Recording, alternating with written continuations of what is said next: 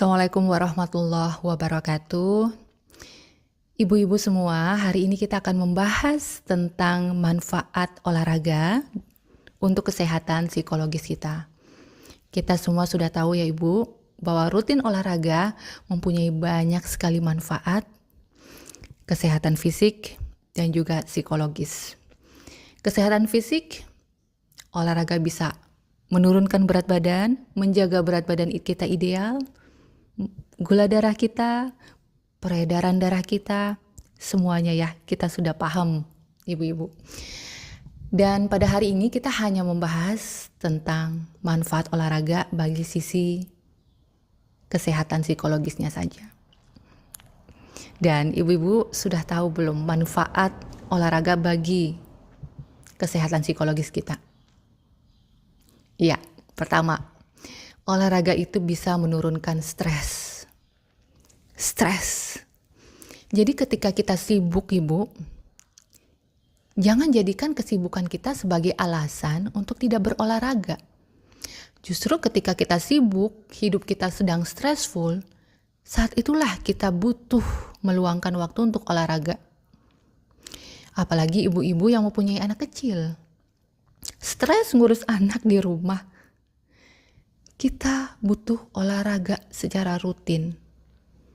Minta tolong suami atau mungkin ibu untuk jaga anak dulu 30 atau 45 menit. Kita fokus untuk berolahraga. Jangan jadikan kesibukan kita sebagai alasan untuk tidak berolahraga. Bagaimana caranya supaya kita berolahraga?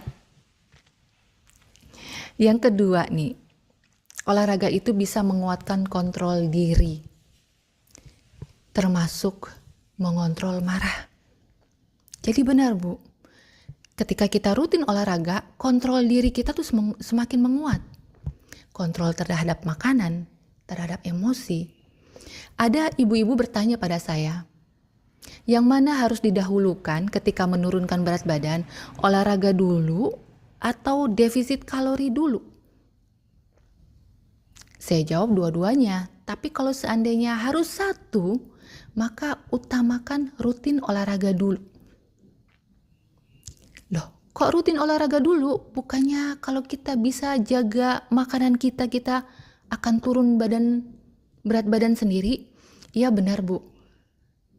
Kalau kita bisa menjaga asupan makanan kita secara konsisten, bertahun-tahun, kita nggak akan ada masalah berat badan. Tapi masalahnya itu susah. Mengontrol pola makan itu susah. Kita butuh kekuatan mental, yaitu berupa kontrol diri. Jadi kalau kita rutin olahraga, kita mempunyai kemampuan untuk mengontrol diri yang lebih kuat. Nah disitulah ketika kita rutin olahraga, kita mulai bisa, oh ini bukan makanan saya, oh cukup porsinya segini saja, jangan nambah. Kita akan lebih mudah untuk mengontrol pola makan kita untuk ke depannya.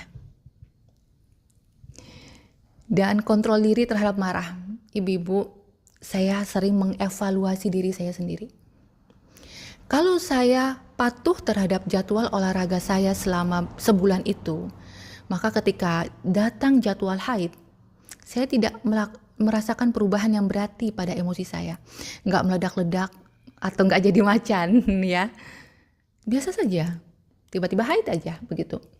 Tapi kalau saya perhatikan, kalau saya tidak patuh terhadap jadwal olahraga saya dalam bulan itu, dan ketika datang jadwal haid,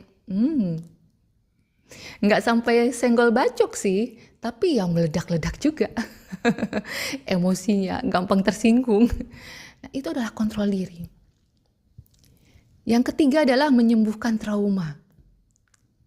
Oh, nggak overklaim nih. Rutin olahraga bisa menyembuhkan trauma. Ibu-ibu semua, pada zaman perang dulu, Amerika melawan Vietnam, Amerika melawan Afghanistan, banyak sekali veteran, prajurit-prajurit yang kembali ke Amerika dalam keadaan trauma, stres berat akibat trauma perang. Mungkin kalau kita ini trauma pengasuhan trauma inner child, trauma dibully ya. Ibu-ibu bisa bayangkan nggak bagaimana beratnya trauma perang? Melihat orang dibunuh di depan kita. Itu traumanya besar sekali. Dan prajurit-prajurit ini ketika pulang kembali ke tanah air mereka, untuk menyembuhkan trauma perang mereka itu punya opsi. Yang pertama, lari ke minum-minuman. Yang kedua, pergi ke psikolog untuk terapi. Yang ketiga, olahraga. Lalu mereka mikir, kalau ke minum-minuman mereka akan merusak kesehatan mereka lebih jauh. Yang kedua, kalau ke psikolog mereka harus mengeluarkan biaya. Dan yang ketiga, kalau mereka lari, mereka tambah sehat dan tidak mengeluarkan biaya. Mereka memilih untuk rutin lari. Dan trauma mereka berangsur-angsur pulih. Namun ini adalah obat tambahan ya Bu ya. Trauma itu tetap harus diurai. Jadi olahraga ini bisa menambah atau mempercepat penyembuhan trauma-trauma kita. Yang keempat, menambah fokus. Ya, kadang-kadang kita stres itu bukan karena kita tidak bahagia, itu bukan karena ada sesuatu yang membuat kita menderita, tapi mungkin pikiran kita aja kurang fokus. Harusnya kita fokus kepada berkah, tapi kita malah fokusnya kemana-mana. Kita malah fokus kepada rezekinya tetangga. Harusnya kita kan fokus pada rezeki kita sendiri ya. Kita membutuhkan fokus dalam hidup Bu. Tidak hanya untuk bekerja, untuk bahagia pun kita butuh fokus. Dan olahraga adalah salah satu tools, salah satu aktivitas yang bisa menambah fokus kita. Jadi ibu-ibu semua, saya pernah dengar podcastnya Dewi Lestari Bu. Dan Dewi Lestari itu cerita bahwa dia dan juga penulis-penulis teman-temannya, kalau mereka sedang menggarap proyek buku, mereka itu tidak pernah skip olahraga. Menjadi ritual wajib mereka. Olahraga dulu baru buka laptop. Karena mereka merasakan bahwa ketika mereka berolahraga, fokus mereka nambah. Dan yang kelima adalah meningkatkan harga diri, yaitu persepsi kita kepada diri sendiri. Kita jadi suka sama diri kita sendiri. Kita jadi sayang sama diri kita sendiri. Harga diri itu adalah persepsi terhadap diri kita.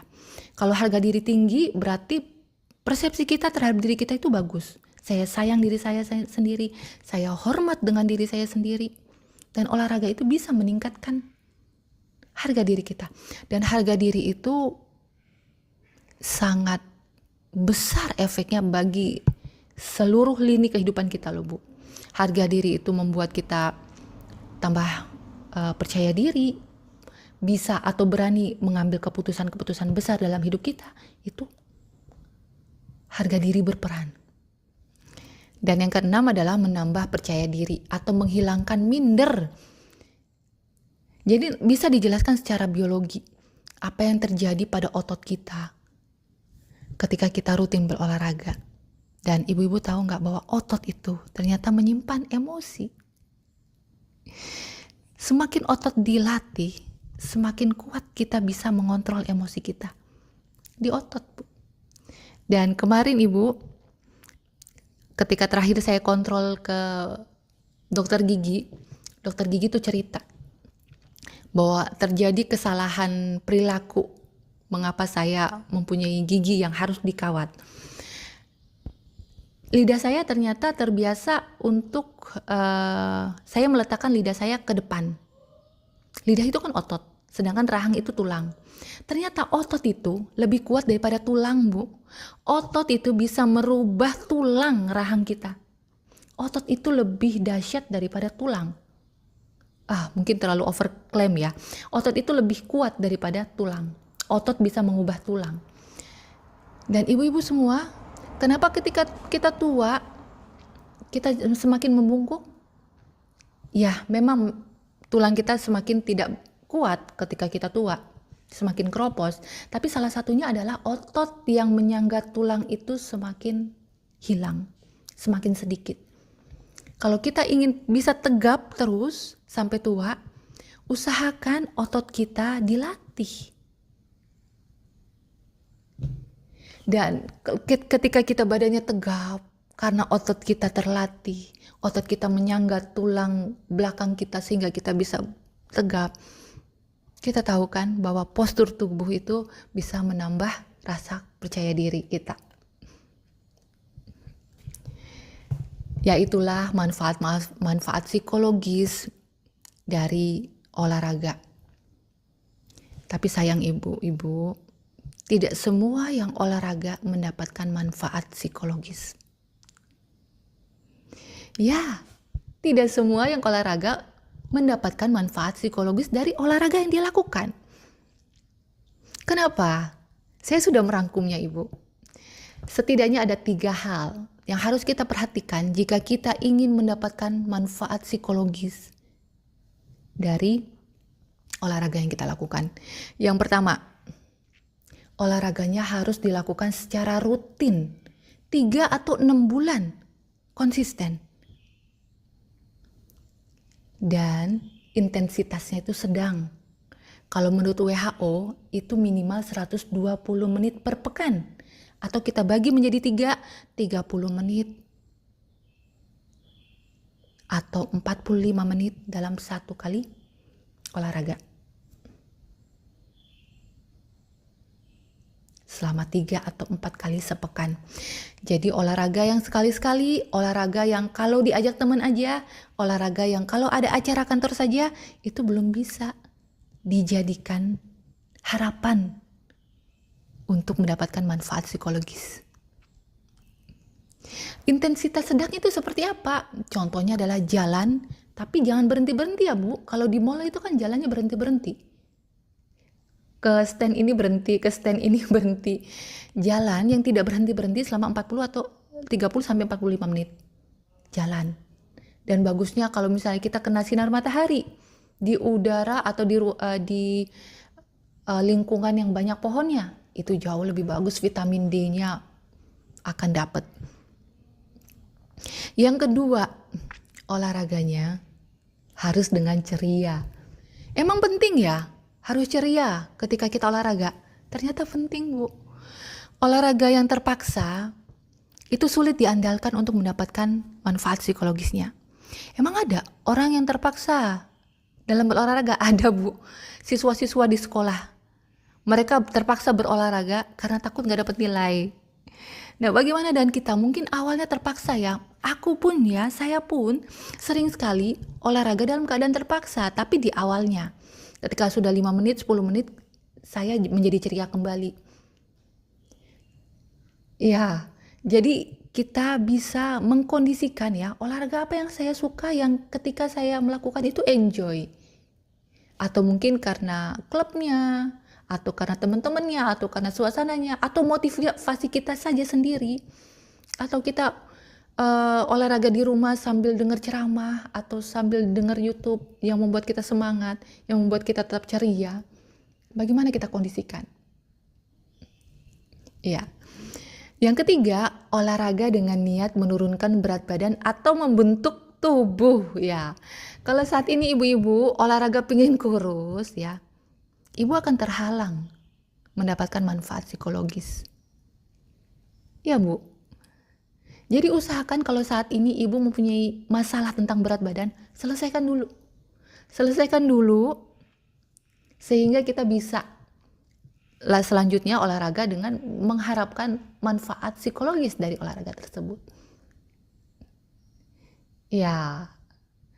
Jadi kita upayakan bahwa olahraga itu pure karena kita senang, karena kita menghormati badan kita ingin memberikan asupan yang bergizi buat mental kita, buat tubuh kita. Kita ingin melatih otot kita, melatih mental kita dalam berolahraga. Tidak ada niat-niat yang sifatnya itu berupa bentuk fisik, citra tubuh dan lain sebagainya. Jadi kalau saat ini kita merasa kelebihan berat badan, selesaikan dulu itu, idealkan dulu itu. Baru selanjutnya kita berusaha untuk berolahraga mendapatkan manfaat psikologis.